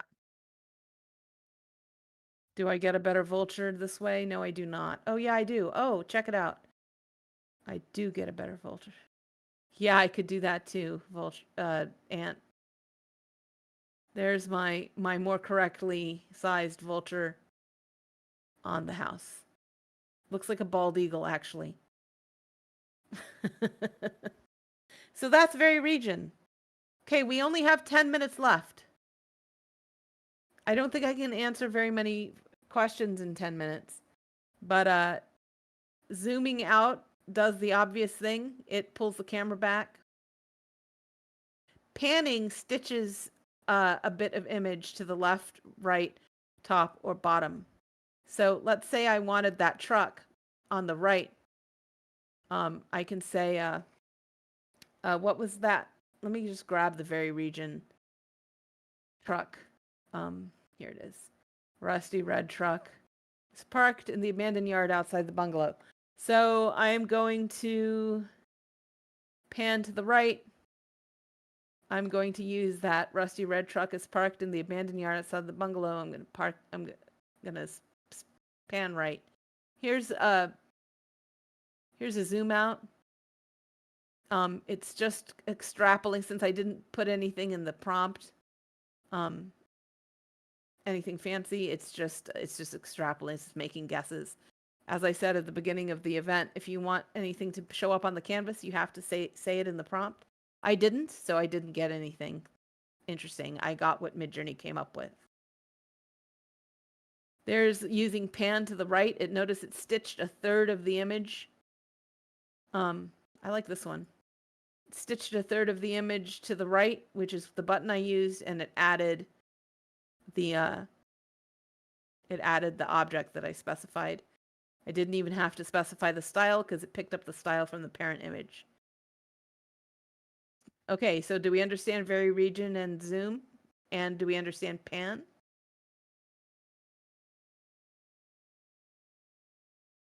And you can experiment with changing the prompt. You can also experiment with sref. Here is your tutorial on sref in the chat below your question. You are welcome to follow that tutorial to change the style.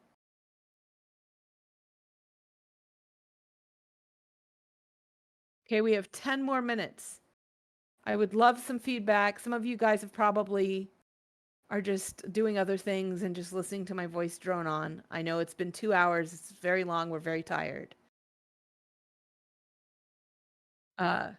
But how are we doing? Do we understand Do we understand pan, zoom, and vary region now?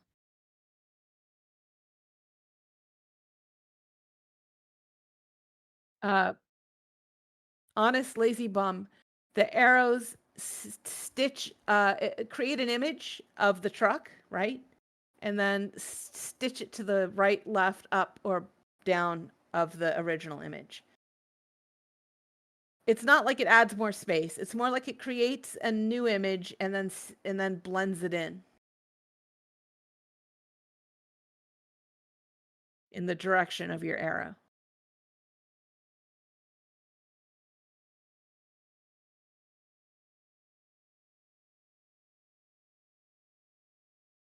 I mean, maybe that's just a rhetorical difference. Maybe the way you're saying it is the same thing.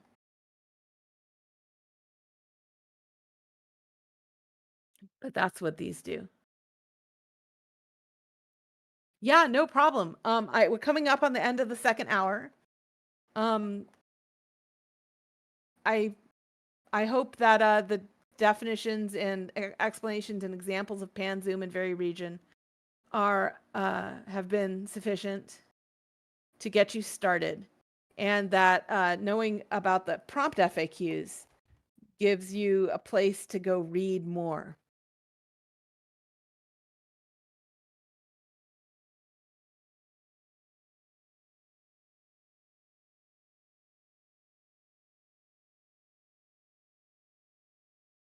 Ant asks, when I press on the buttons, how can add parameters? I do not understand the question, Ant. That's why I'm not answering it. Sorry about that.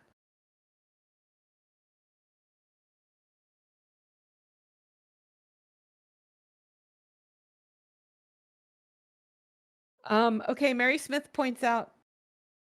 Oh, right. I see. Yeah, if you have remix on in settings here, you want to make sure this remix button is green. And that way, when you hit these buttons, you can get this pop-up and you can say like a Baroque brass frame surrounds a poster of a rusty red truck, or a poster of a rusty red truck and a bungalow. And then when I zoom, it should, it's going to be very thick. It's going to be very thick because I did a custom zoom too.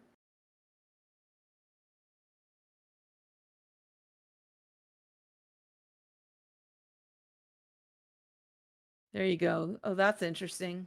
My Baroque frame. So one of them puts it on a wall, but the other one just stuck the frame in the apocalyptic landscape. That looks great. Fascinating. This one was more what I was expecting. this one is more what I was expecting with the actual frame around the picture. So zoom can be fun. You can do some fun things with it. Zoom, pan, vary region. They all are kind of different takes on the same tool, right? And all of those things are different takes on variations in general.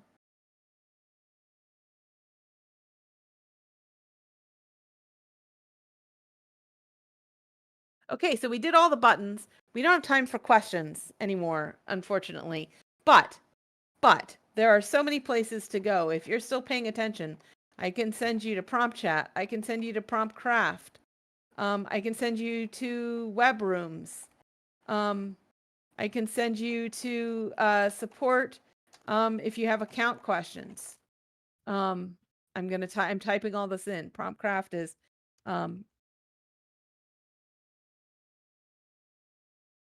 Prompt Chat is PromptCraft Q&A support. There's a bunch of channels for you.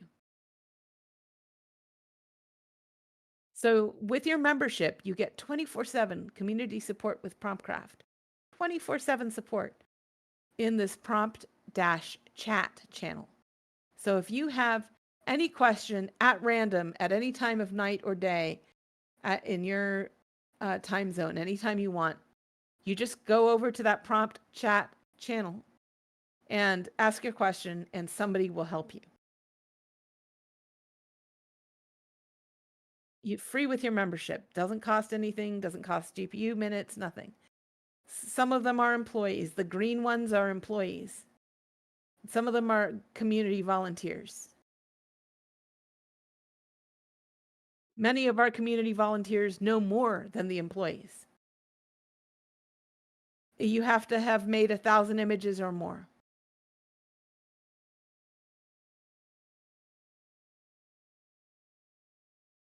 But prompt chat is open to everyone. Remember also documentation, prompt FAQs. So thank you very much for joining us for PromptCraft for Beginners.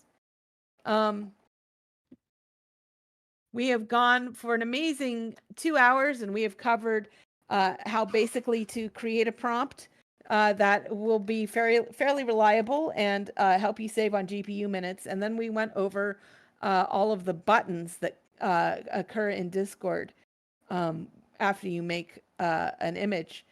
I hope all of this was very helpful for you. Thank you for those of you who stuck it out the whole time, and those of you who chose to participate in chat and type in chat to me. That kept it engaging for everyone. You did a great job. Those beginner winners who joined at the beginning of the class, if you stayed the whole time, I'm very proud of you. Welcome to the family. Welcome. Great job, guys. To Midjourney. We do have an advanced PromptCraft event on Thursdays at the same time slot as this one, but on Thursdays. So whatever time slot this was for you, there's also one on Thursdays. Let's see. Somebody can paste that maybe. Can I paste that? I can do it. Okay, very good. And it's a little different from this. This one's very structured and tries to get everyone on the same page and get some individual attention for our new people. The advanced one is a little more esoteric. So we definitely encourage you to attend what you want. And I'm going to hand the microphone over to our Prompt Battles Master of Ceremonies, whose name is Kinky Kong, and she will tell you about that event, which starts in about an hour. So you can all go take a break and grab a drink and get a snack. And Kinky, what's next? Hi, guys. So on Thursdays, there's PromptCraft Live. I did put a invitation in there for you. You can type that you can click that you're interested, and it'll remind you in your time zone. And also today, at about, I think, an hour and a half, maybe 2 hours. The time changed because it's sports ball season. So I'm with my son today. 2:30. Here on the East Coast, we have prompt battles, and it's for everybody.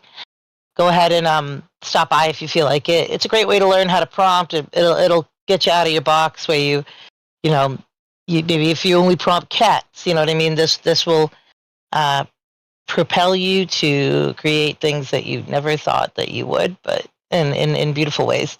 It's a great game. It's a great community. Everybody's really nice. I hope you do come by. You don't have to stay the whole time because we go for 8 hours, but some of my maniacs will stay for 8 hours. Some of them just come in, have a few rounds, and leave. But we do give out fast hours for participation and wins, and I hope you stop by. And if you don't make it today, maybe make it tomorrow. We start a little bit earlier, and we end at 6 p.m. Eastern. But I hope you have a great day, and I'm going to post the YouTube video in this chat once it goes live. In a world of digital connection, where conversations come to life, Prompt Chat Live, the perfect intersection, where words make pictures, erasing all the strife. Prompt Chat Live, let's dance with words tonight. With every prompt that's sent, imagery takes flight. Prompt Chat Live, where pictures find their song.